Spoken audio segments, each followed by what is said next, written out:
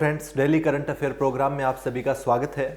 उम्मीद करता हूं कि आप सभी क्लासेस देख रहे होंगे और पूरी तरह से करंट अफेयर प्रोग्राम का फ़ायदा उठा रहे होंगे। देखिएगा, जो बच्चे नए जुड़ रहे हैं उनको मैं बता दूं कि जो प्रीवियस क्लासेस हम लोगों ने कर ली है, जो क्वेश्चंस डिस्कस कर चुके हैं, उनको एक बार ज़रूर देख लें।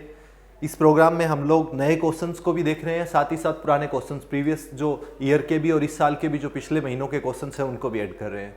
तो ये तमाम चीज़ें मिलाकर जो है अल्टीमेटली हमारा ये पूरा का पूरा कोर्स एक तरह से आप लोगों को बहुत ही बेनिफिट करेगा आगे आने वाले एग्जाम्स के अंदर, चाहे वो HSC है, चाहे वो HSC का एग्जाम है, चाहे आपका रेलवे का है, चाहे वो SSC का है, चाहे फिर आपका अदर स्टेट कॉम्पिटिटिव एग्जाम है, उन सब में आपकी हेल्प करेगा। ठीक है, तो देखते रहिएगा इसी प्रकार से। इसी के साथ आज का क्वेश्चन हम लोग शुरू करते हैं। आपका पहला क्वेश्चन है, कौन व्यक्ति हाल ही में भारत के नए चुनाव आयुक्त नियुक्त किए गए हैं? ऐसे कौन व्यक्ति है जो हाल ही में नए चुनाव आयुक्त नियुक्त किए गए हैं? तो देखिएगा, बहुत न्यूज़ में रहे हैं अशोक लवासा जी। अशोक लवासा जो है वो चुनाव आयुक्त थे, अशोक लवासा, और वो अभी एशियन डेवलपमेंट बैंक के, एशियन डेवलपमेंट यानी एशियाई विकास बैंक के उपाध्यक्ष बन गए हैं और यहां से इस्तीफा दे दिया है उन्होंने। तो अशोक लवासा, इनकी जगह ली है अभी नए चुनाव आयुक्त ने, वो है राजीव कुमार जी। राजीव कुमार जो है वो नए चुनाव आयुक्त होंगे। अब बात आई है चुनाव आयुक्त की, तो हम लोग थोड़ा सा इसके बारे में देख लेते हैं। देखिएगा, इलेक्शन कमीशन ऑफ इंडिया के बारे में आपको थोड़ा आइडिया होना चाहिए। जो भारत का निर्वाचन आयोग है, इलेक्शन कमीशन ऑफ इंडिया यानी भारत का निर्वाचन आयोग, इसकी स्थापना कब हुई थी? इसकी स्थापना हुई है 25 जनवरी 1950 को। ठीक है, 25 जनवरी 1950 को इसकी स्थापना हुई है। और जो 25 जनवरी का दिन है, इसको आज के दिन हम लोग मनाते हैं वोटर डे के दिन में मनाया जाता है, ये वोटर्स डे। ठीक है, ये जो है 25 जनवरी वोटर्स डे के रूप में मनाया जाता है। और 1950 जो है वो हेल्पलाइन नंबर है इलेक्शन कमीशन का, हेल्पलाइन नंबर। तो ये दोनों बातें आपको ध्यान में रखनी है। जब इलेक्शन कमीशन ऑफ इंडिया की स्थापना हुई थी तो उसके अंदर यह प्रावधान था, इलेक्शन कमीशन का जिक्र अगर हमारे संविधान में बात करें तो अनुच्छेद 324 जो है, आर्टिकल 324 के अंदर इलेक्शन कमीशन के बारे में उल्लेख है। जब इसकी स्थापना हुई तो इसमें एक चीफ इलेक्शन कमिश्नर होता था, ओनली वन पर्सन। वो कौन होता था? चीफ इलेक्शन कमिश्नर यानी मुख्य चुनाव आयुक्त। चीफ इलेक्शन कमिश्नर यानी मुख्य चुनाव आयुक्त एक ही व्यक्ति था। लेकिन बाद के अंदर 1993 से 1993 से सदस्य हो गए तीन में कौन है? एक तो हो गए चीफ इलेक्शन कमिश्नर प्लस 2 हो गए इलेक्शन कमिश्नर, यानी एक तो हो गया CEC चीफ इलेक्शन कमिश्नर यानी मुख्य चुनाव आयुक्त, और 2 अन्य चुनाव आयुक्त और अपॉइंट किए जाने लगे। इनकी अपॉइंटमेंट भारत के राष्ट्रपति के द्वारा की जाती है। और अपॉइंटमेंट जो है भारत के राष्ट्रपति के द्वारा की जाती है 6 वर्ष और 65 वर्ष तक का कार्यकाल होता है। या तो 6 वर्ष का कार्यकाल होगा या 65 वर्ष की आयु तक होगा, इनमें से कोई भी, जो भी पहले हो, 6 वर्ष या 65 वर्ष की आयु तक, ये इनका कार्यकाल है। तो अब वर्तमान में क्या सिस्टम है? 1993 से 3 मेंबर है इसके अंदर, एक चीफ इलेक्शन मुख्य चुनाव आयुक्त और 2 अन्य चुनाव आयुक्त। तो अभी जो वर्तमान में अगर बात करें मुख्य चुनाव आयुक्त की, तो मुख्य चुनाव आयुक्त अभी वर्तमान में कौन है और चुनाव आयुक्त कौन है, आपको यह पता होना चाहिए। दूसरी बात आपको यह पता होना चाहिए, कई बार पूछा जाता है प्रश्न कि पहले जो चुनाव आयुक्त थे वो कौन थे। तो फर्स्ट जो इलेक्शन कमिश्नर थे वो कौन थे, ये भी आपको पता होना चाहिए। तो देखिएगा, पहले जो थे वो थे फर्स्ट चीफ इलेक्शन कमिश्नर, कौन थे? सुकुमार सेन, सुकुमार जी थे पहले। अब बात आती है वर्तमान की। वर्तमान में कौन है? वर्तमान में आई थिंक 23rd जो 23वें चीफ इलेक्शन कमिश्नर है वो है सुनील अरोड़ा जी, सुनील अरोड़ा। ठीक है, ये 23वें हैं जो अभी है चीफ इलेक्शन कमिश्नर या भारत के मुख्य चुनाव आयुक्त। क्लियर है? ये सारे क्वेश्चंस बार बार पूछे जाते हैं, एक क्वेश्चन से आपके बहुत सारे क्वेश्चंस कंप्लीट हो जाएंगे। इसके अलावा जो 2 चुनाव आयुक्त है वो कौन कौन है अभी ये पता होना चाहिए। तो एक तो है सुशील चंद्रा, सुशील चंद्रा। इसके अलावा जो अभी वर्तमान में अशोक लवासा की जगह आए हैं उनके बारे में बार बार आपसे पूछा जाएगा, वो है राजीव कुमार, राजीव कुमार। ठीक है, तो ये बातें आपको ध्यान में रखनी है। सुशील चंद्रा और राजीव कुमार जो है 2 चुनाव आयुक्त है और सुनील अरोड़ा जी जो है वो अभी वर्तमान में चीफ इलेक्शन कमिश्नर है। क्लियर है चीज? तो ये आपको ध्यान रखना है। इसके अलावा स्थापना 25 जनवरी 1950 को, हेडक्वार्टर न्यू दिल्ली के अंदर। क्लियर है ये चीज? इसके अलावा अगर बात करें तो देखिएगा आपकी ईवीएम के बारे में भी क्वेश्चन आ जाता है कि इलेक्ट्रॉनिक वोटिंग मशीन जो है उसकी शुरुआत कब से हुई थी। इसके अलावा जो है वीवीपैट के बारे में क्वेश्चन पूछ लिया जाता है, जो voter verified paper audit trial जो है उसकी शुरुआत कब से हुई थी, तो इनके बारे में भी थोड़ा सा आइडिया होना चाहिए। देखिए इलेक्ट्रॉनिक वोटिंग मशीन जो है पहले पेपर बैलेट से चुनाव होता था, अभी वर्तमान में जो सिस्टम चल रहा है वो चल रहा है इलेक्ट्रॉनिक वोटिंग मशीन का। इसकी शुरुआत हो गई थी एक्चुअल में 1982 में केरला चुनाव के अंदर इसका पहली बार प्रयोग किया गया था 1982 के अंदर, ठीक है। लेकिन बाद के अंदर जो है 2009 में लोकसभा और विधानसभा चुनाव में ईवीएम का प्रयोग होने लगा, ठीक है। तो ये थोड़ा सा ध्यान रख लेना। ईवीएम क्या होती है?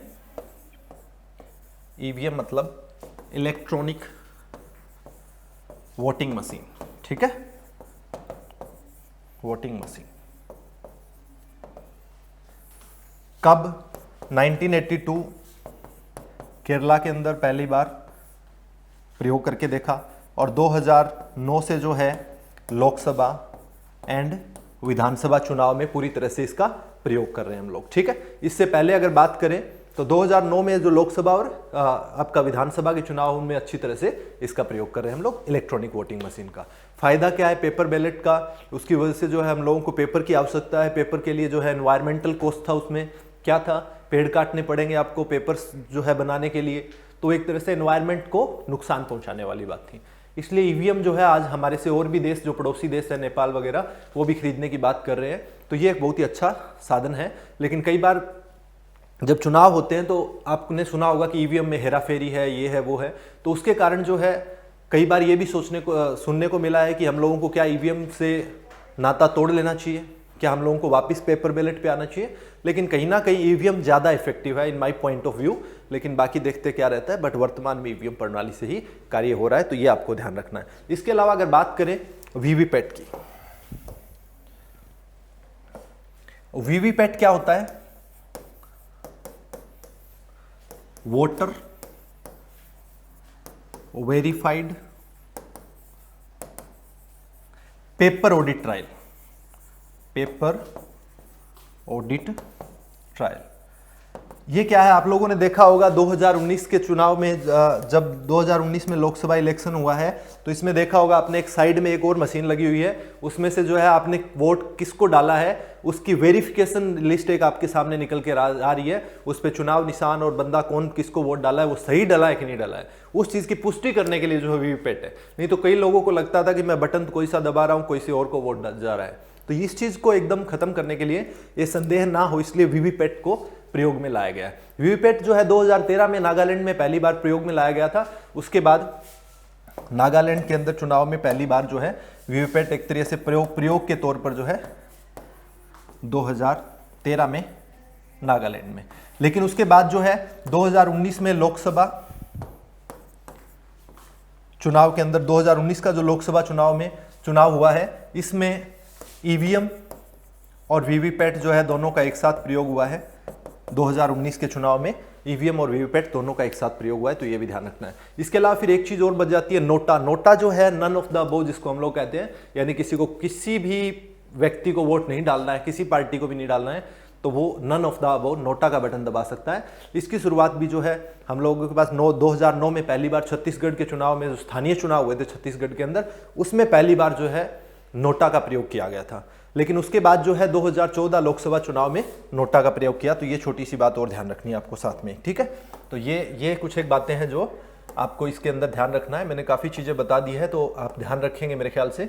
अगर एक बार में नहीं क्लियर हुई है तो दोबारा से रिपीट बाद में वीडियो को देख लेना है, खत्म होने के बाद, कोई दिक्कत नहीं है, तो ठीक है। तो हाल ही में ये क्वेश्चन बहुत ज़्यादा इंपॉर्टेंट है, ये किसी भी प्रकार से पूछा जा सकता है। राजीव कुमार नए चुनाव आयुक्त आए, क्लियर। चलते हैं नेक्स्ट क्वेश्चन में। अगला क्वेश्चन आपका, हाल ही में जारी वर्ष 2020 की ARIIA रैंकिंग में किस संस्थान को शीर्ष स्थान मिला है? यानी जो हाल ही में 2020 में जो रैंकिंग जारी हुई है ARIIA की, उसमें किस संस्थान को जो है सबसे बेस्ट स्थान मिला है, कौन से इंस्टीट्यूट को सबसे बेस्ट इंस्टीट्यूट का स्थान मिला है, ये बात पूछ रहा है। तो अटल ARIIE क्या होती है पहले तो ये पता होना चाहिए। तो देखिएगा अटल रिनोवेशन इंस्टीट्यूशन जो आपका ARIIE है, जो इसकी फुल फॉर्म लिख देता हूं मैं, अटल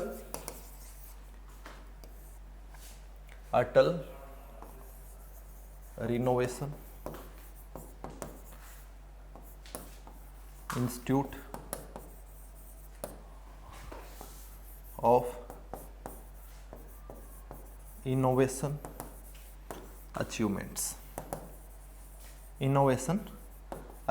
ठीक है। तो अटल रैंकिंग जो है, sorry Atal not renovation, Atal ranking, not this is ranking, ठीक है।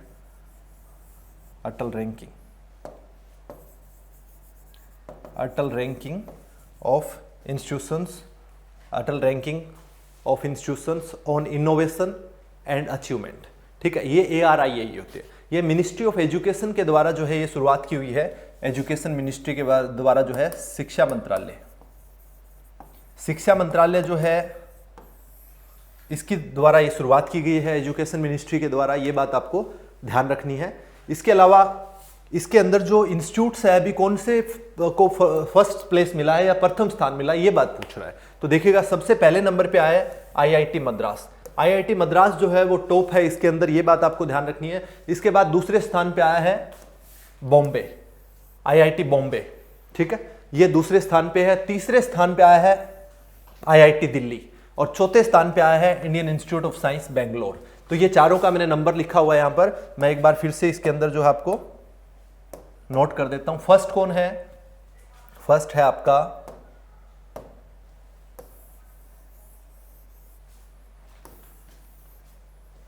देखिएगा फर्स्ट प्लेस पे है IIT मद्रास, सेकंड पे है IIT बॉम्बे, थर्ड पे है IIT दिल्ली और फोर्थ पे है Indian institute of science Bangalore. ये चार इंस्टीट्यूट का नाम याद रखना। इसमें सबसे ज्यादा जो पूछे जाने वाली बात है वो IIT मद्रास तक पूछ लेगा आप लोगों से, तो ये सबसे ज्यादा ध्यान में रखना है, ठीक है। इसके अलावा निजी संस्थानों की बात करें तो उड़ीसा के अंदर कलिंगा इंस्टीट्यूट जो है KIIT नाम से, कलिंगा इंस्टीट्यूट जो है उड़ीसा का, वो सबसे प्रथम स्थान पर रहा है निजी संस्थानों के मामले में, ठीक है। अटल रैंकिंग जो आपका अटल रैंकिंग ऑफ इनोवेशन जो है, इनका मेन मकसद क्या है? इसका मेन मकसद जो है वो क्या है? इसका मेन मकसद है कि नवाचार को बढ़ाना, इनोवेशन को इंस्टीट्यूट्स के अंदर बढ़ाना। जो इंस्टीट्यूट्स है उनमें नवाचार को बढ़ाना, बच्चों के अंदर इनोवेशन लेके आना ताकि नए नए आइडियाज विकसित हो। मेन पर्पज जो है ये है। तो इसके लिए जो है प्रोग्राम किया गया है ARIIE नाम से, तो ये आपको ध्यान रखना है, ठीक है। इसके बाद हम लोग नेक्स्ट क्वेश्चन में चलते हैं। इसका आंसर आपको पता लग गया IIT मद्रास। और अगर निजी इंस्टीट्यूट्स में पूछे तो कौन सा है? कलिंगा। कलिंगा नाम से आपको पता ही है कलिंगा का युद्ध किसके साथ रिलेटेड है, you know very well. Kalinga का युद्ध उस व्यक्ति का आखिरी युद्ध था, आपको पता है। तो कलिंगा इंस्टीट्यूट जो है वो ओडिशा के अंदर, ये भी आपको ध्यान रखना है, ठीक है। ये निजी संस्थानों में प्रथम स्थान पर रहा है। इसके बाद आपका नेक्स्ट क्वेश्चन है, RBI ने हाल ही में चेक से होने वाली धोखाधड़ी को रोकने के लिए कौन सी ऐप या किस सुविधा की शुरू की है? किस सुविधा की शुरू की, ये पूछ रहा है। RBI ने शुरुआत की है और चेक से पेमेंट करने के अंदर जो धोखाधड़ी हो रही थी उसको रोकने के लिए। तो इस चीज को हम लोग अच्छे समझते हैं कि धोखाधड़ी कैसे होती है, चेक से जब पेमेंट करते हैं तो क्या मामला क्या था, उसके बाद मैं बताता हूं आपको इसका आंसर। देखिएगा, सपोज कीजिए एक व्यक्ति है, ये कोई व्यक्ति है, इसका अकाउंट है इस बैंक के अंदर, ये बैंक है PNB, पंजाब नेशनल बैंक, ठीक है। दूसरा व्यक्ति है यहां पर, ये इसका अकाउंट है यहां पर, कोई सा भी मान लो, यस बैंक मान लेते हैं हम लोग, ठीक है। अब मान लीजिएगा इस व्यक्ति को इसने चेक दिया, ठीक है। सपोज करो जो ये वाला व्यक्ति है इसने एक चेक दिया इसको 50,000 रुपए का। चेक कितने रुपए का है? 50,000 रुपए का है। लेकिन इसने क्या किया, उस चेक को 50,000 की बजाय एक जीरो और लगा ली उधर, यानी कैसे भी फ्रॉड कर लिया उसने। तो ये 5 लाख हो गया। अब वो अपने बैंक को दे रहा है, यस बैंक को। अब यस बैंक जो है उसको क्या कर रहा है, इसके पास भेज रहा है PNB के पास। अब PNB बैंक जो है उसकी जांच करेगा कि इसने कितना अमाउंट दिया है और यहां पर क्या दिक्कत है। तो ये पूरा का पूरा मामला जो है इतना पेचीदा और इतना लंबा था कि इसमें एक तरह से फिजिकल वर्क हो रहा था। अब क्या करेगा ये व्यक्ति, जब चेक देगा इसको तो उसमें पहले ही जो चेक का फोटोज खींच के उसका नंबर वगैरह सारी चीजें इसकी बैंक की एप्लीकेशन पर अपलोड कर देगा। तो बैंक के पास पूरी डिटेल है। ये वाला व्यक्ति जो है जैसे इस बैंक के पास चेक लेके जाएगा, उस चेक की जैसे इधर फोटो आएगी तो सारा का सारा आइडिया इनके पास ऑलरेडी इंफॉर्मेशन है कि कितना पैसा भरा हुआ है इसने। तो इस तरह से जो है फ्रॉड को रोकने के लिए और धोखाधड़ी को रोकने के लिए जो है ये पॉजिटिव पे नाम से आरबीआई ने एक सिस्टम शुरू किया है, पॉजिटिव पे।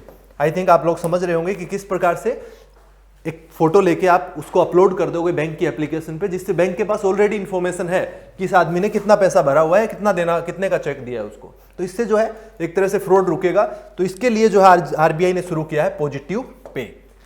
पॉजिटिव पे की शुरुआत की है आरबीआई ने, ये आपको ध्यान रखना है। पॉजिटिव पे कोई नई बात नहीं है इंडिया के अंदर।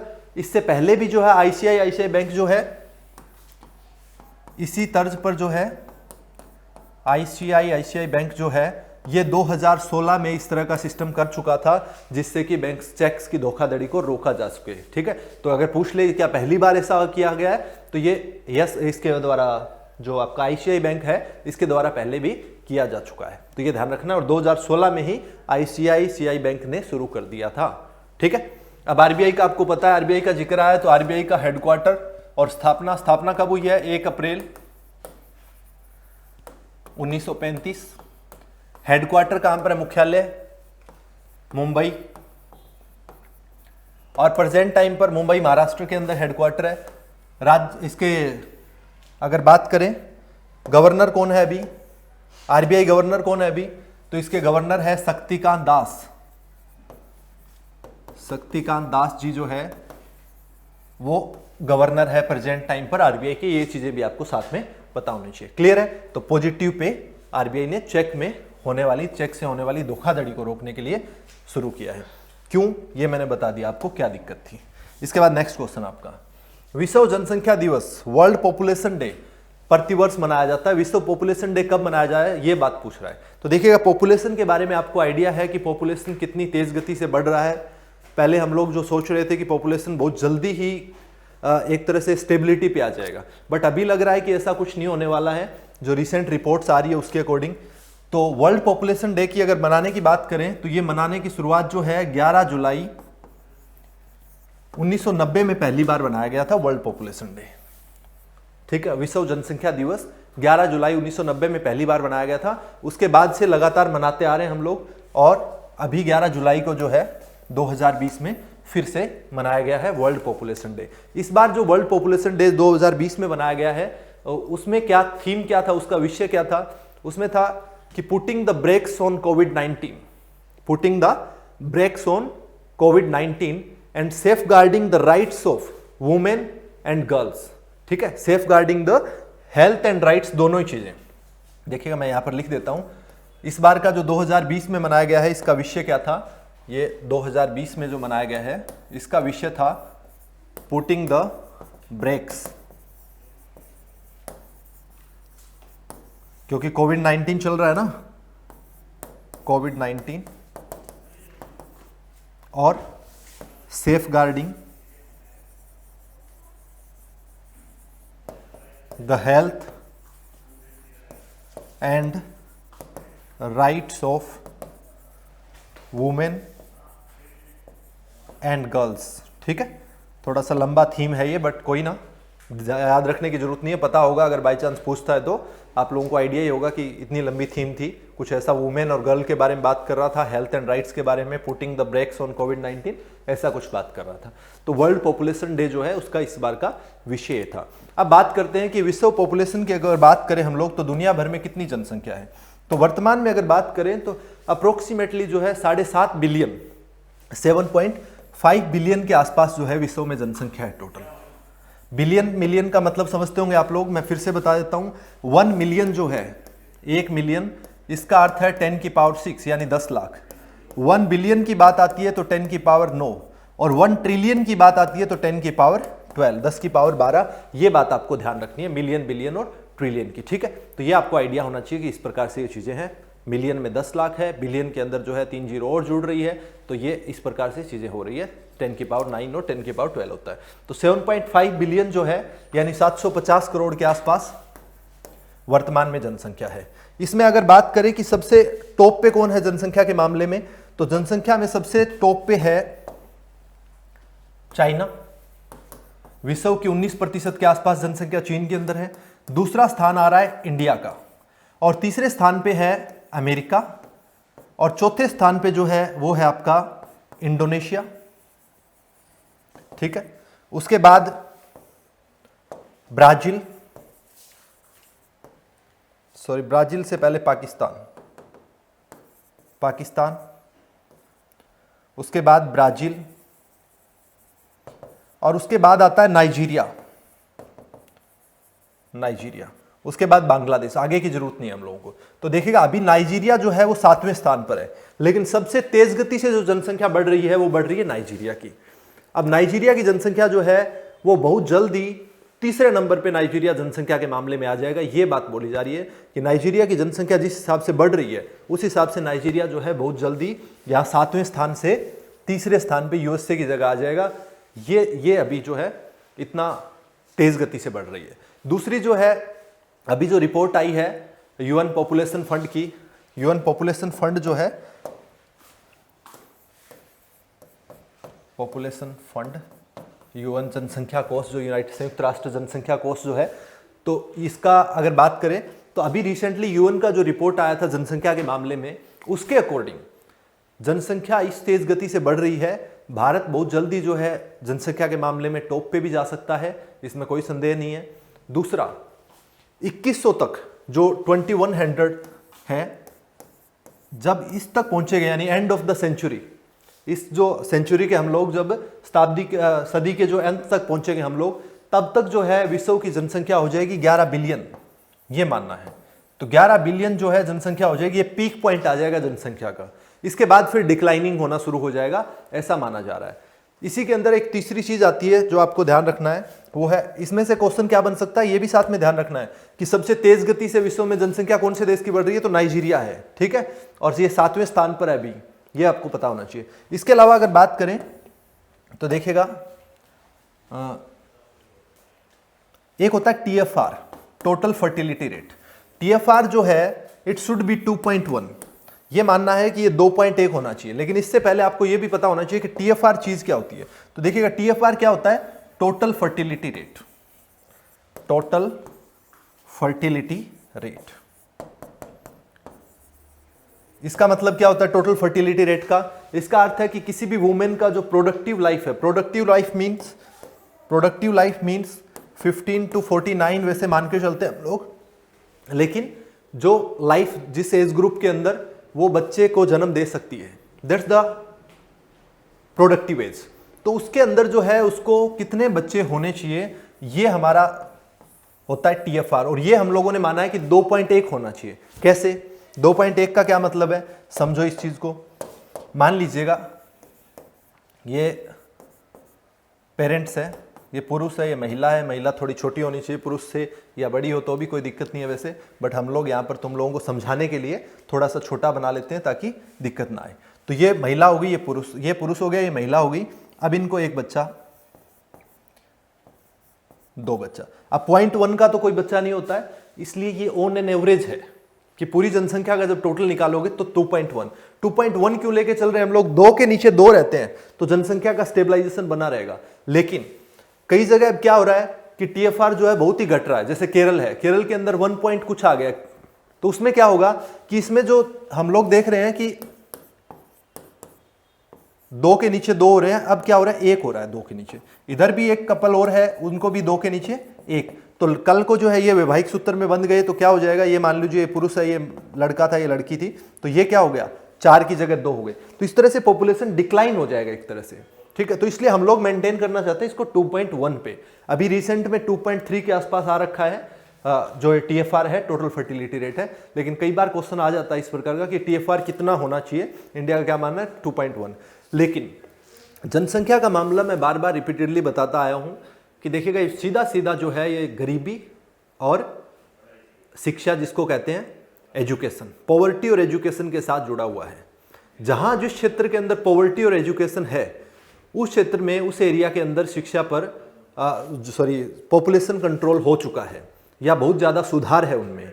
अगर बात करें हम लोग केरला की, तो केरल के अंदर जो है आप लोगों को अच्छे से पता है कि लिटरेसी रेट सबसे ज़्यादा हाई है, और लिटरेसी रेट केरल में हाई है, साथ ही साथ TFR भी बहुत लो है और जनसंख्या पे कंट्रोल उन लोगों ने पा लिया है। अब बाकी के स्टेट्स अगर बात करो यूपी और बिहार की, तो यूपी और बिहार के अंदर जो है जनसंख्या अभी भी काफ़ी हद तक, TFR की बात करूं मैं तो 3 से ज़्यादा है, 3.4, 3.8 इस प्रकार से TFR है वहाँ पर। मुद्दा क्या है? गरीबी और अशिक्षा।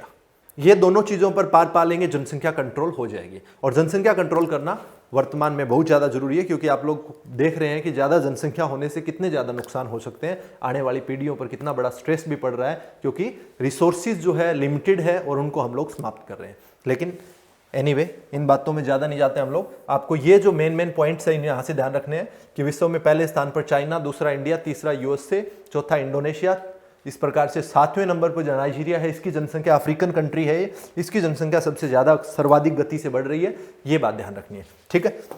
इसके अलावा 2100 तक जो है 11 बिलियन होने की संभावना है, 11 बिलियन होने की संभावना है। अभी वर्तमान में 750 करोड़ यानी 7.5 बिलियन के आसपास जनसंख्या है विश्व की, तो ये बात आपको ध्यान रखनी है। इंडिया की 121 करोड़ है, you know very well.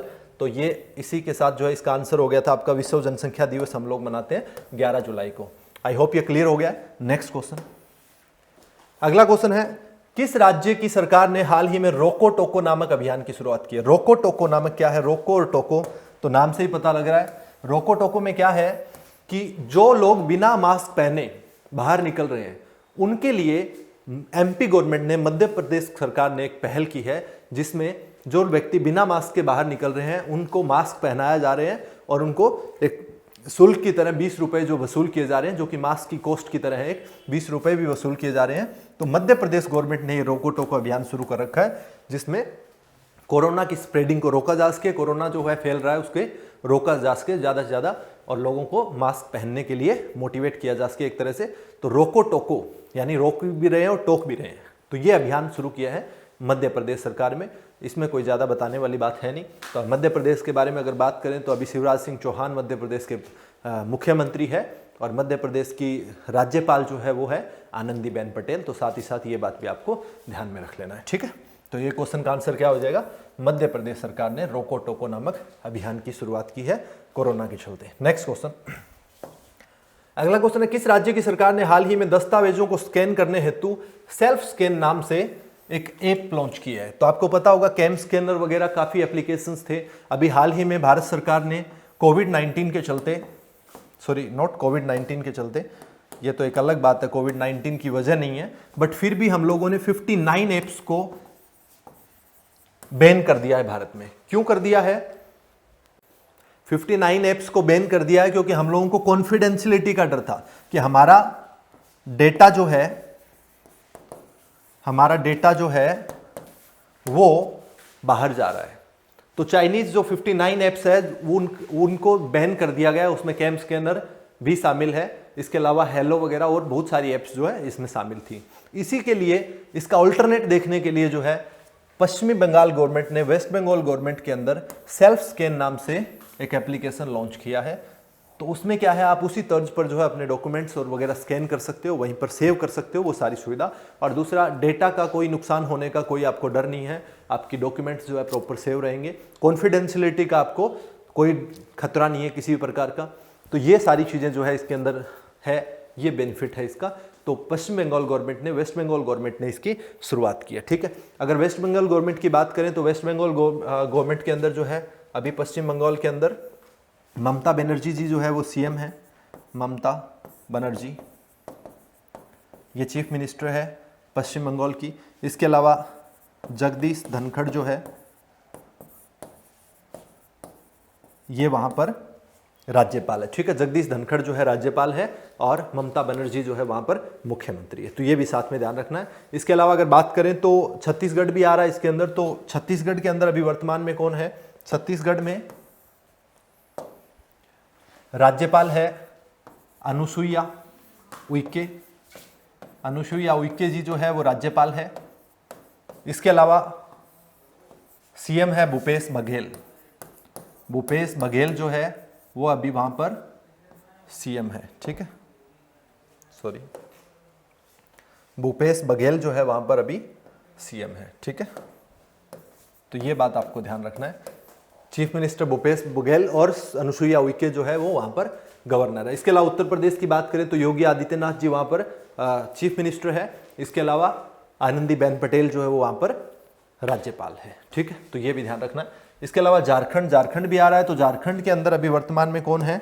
Jharkhand की अगर बात करें तो देखिएगा झारखंड में द्रौपदी मुर्मू जो है वो है अभी राज्यपाल, और हेमंत सोरेन जो है वो वहां पर चीफ मिनिस्टर है। हेमंत सोरेन जो है वहां के मुख्यमंत्री है। तो ये है सीएम और ये है राज्यपाल। ये और थोड़ा सा ध्यान रखना, झारखंड की बात आई है तो झारखंड की कैपिटल आपको पता ही है, रांची है। साथ साथ आप लोग भी कमेंट में ये चीज़ें लिखते रहना है ताकि आप लोगों को और ज़्यादा याद रहेगी, लिखते रहोगे तो, ठीक है, और आप लोगों का माइंड भी जो है और ज़्यादा काम करता रहेगा, थोड़ा सा इनोवेटिव हो जाओगे, थोड़ा सा सोचने की शक्ति जो है और ज़्यादा बढ़ जाएगी। तो कॉमेंट में लिखते रहना, कोई दिक्कत नहीं है, ओके। इसके बाद नेक्स्ट क्वेश्चन आपका, किस पेमेंट बैंक ने हाल ही में नाबालिगों के लिए भविष्य बचत खाता लॉन्च किया है? भविष्य बचत खाता कौन से बैंक ने शुरू किया है अभी? तो भविष्य बचत खाता जो है वो फिनो बैंक जो है, फिनो बैंक, उसने शुरू किया है भविष्य बचत खाता। इसमें क्या है, 10 से 18 वर्ष की आयु के जो नाबालिग बच्चे हैं, 10 से 18 वर्ष की आयु के जो नाबालिग बच्चे हैं उनके लिए एक बचत खाता योजना शुरू की अपने आप में, जिससे क्या होगा कि बच्चों के अंदर एक तो बचत करने का थोड़ा सा हैबिट आ जाएगा, एक तो ये बेनिफिट है। तो इसलिए जो है इन्होंने शुरू किया है, लेकिन हाल ही में अभी एक बार ट्रायल बेस पे रखेंगे ये, मध्य प्रदेश, बिहार और उत्तर प्रदेश, इन 3 राज्यों के अंदर ट्रायल पे लेकर चलेंगे अभी तो, लेकिन बाद में धीरे धीरे, लेकिन एक साल अगले एक वित्त वर्ष के अंदर जो है इनका 1 लाख भविष्य बचत खाते खोलने का टारगेट भी है। और फिनो बैंक की बात करूं तो इसकी स्थापना 2006 के अंदर हुई थी, ठीक है, 2006 में इसकी स्थापना हुई थी फिनो बैंक की, और हेडक्वार्टर इसका कहां पर है? मुंबई। देखा, हेडक्वार्टर मोस्टली बैंक्स का अगर देख रहे हो आप लोग तो मुंबई आ रहा है, ठीक है ना। तो ये थोड़ा सा एक आइडिया भी, लेकिन सबका नहीं है, ऐसा भी नहीं ध्यान रखना है कि आप लोग जो भी आया क्वेश्चन कुछ भी हो मुंबई लगा दिया, ऐसा भी नहीं करना है, ठीक है ना, थोड़ा देखना भी है। इसके अलावा अगर बात करें तो महेंद्र कुमार चौहान जो है, प्रोफेसर महेंद्र कुमार चौहान जो है वो इसके, महेंद्र कुमार चौहान जो है वो इसके निदेशक है, ठीक है, महेंद्र कुमार चौहान। तो अध्यक्ष जो है अगर पूछे तो महेंद्र कुमार चौहान है। 2006 में 13 जुलाई 2006 को स्थापना हुई है, हेडक्वार्टर इन मुंबई, ओके। तो ये बात आपको ध्यान रखनी है, ठीक है। तो 2021 तक क्या इसका प्लान है कि फाइनेंशियल ईयर 2021 तक 1 लाख जो है बचत खाता इसको शुरू करना है, ये प्लान है, क्लियर है। इसके बाद नेक्स्ट क्वेश्चन आपका, फिनो जो है इसका आंसर था, आप नोट कर लिया होगा, फिनो बैंक, ठीक है। इसके अलावा एक भरोसा बचत खाता नाम से भी है। भरोसा जो है वो एटीएम जो आपका एयरटेल बैंक है उसका है भरोसा बचत खाता, तो वो अलग चीज है। ये भविष्य बचत खाता फिनो बैंक का है, क्लियर। इसके बाद नेक्स्ट क्वेश्चन है, हाल ही में कौन व्यक्ति फ्रांस के नए प्रधानमंत्री बने हैं? तो फ्रांस आपको पता है, फ्रांस की कैपिटल है पेरिस, और उसके नए प्राइम मिनिस्टर बने हैं अभी अभी हाल ही में जीन कास्टेक्स। जीन कास्टेक्स जो है वो हाल ही में इसके प्राइम मिनिस्टर बने हैं। वहां के प्रेसिडेंट जो इमैनुअल मैक्रो है, इमैनुअल मैक्रो जो वहां के प्रेसिडेंट है, इन्होंने अभी हाल ही में प्राइम मिनिस्टर नियुक्त किया है जीन कास्टेक्स को। तो ये ध्यान रखना है, फ्रांस के हाल ही में नए प्रधानमंत्री बने हैं आपके जीन कास्टेक्स, ठीक है, जीन कास्टेक्स, और फ्रांस की कैपिटल है पेरिस, क्लियर। इसी के साथ जो है इसका आंसर हो गया डी। नेक्स्ट क्वेश्चन, कौन भारतीय मूल के व्यक्ति अमेरिका के शीर्ष कृषि अनुसंधान संगठन के प्रमुख बने? इनमें से कौन व्यक्ति है जो अमेरिका के कृषि विभाग के प्रमुख बने हैं? तो कौन है वो व्यक्ति? वो है पराग चिटनिस जी। पराग चिटनिस जी जो है ये व्यक्ति बने हैं, इनका भारत से संबंध है। भारत में जो है इनकी कोंकण यूनिवर्सिटी जो है, कोंकण यूनिवर्सिटी महाराष्ट्र के अंदर, कोंकण यूनिवर्सिटी महाराष्ट्र के अंदर जो है वहीं से इनकी बीएससी जो है उनकी यहीं से हुई है।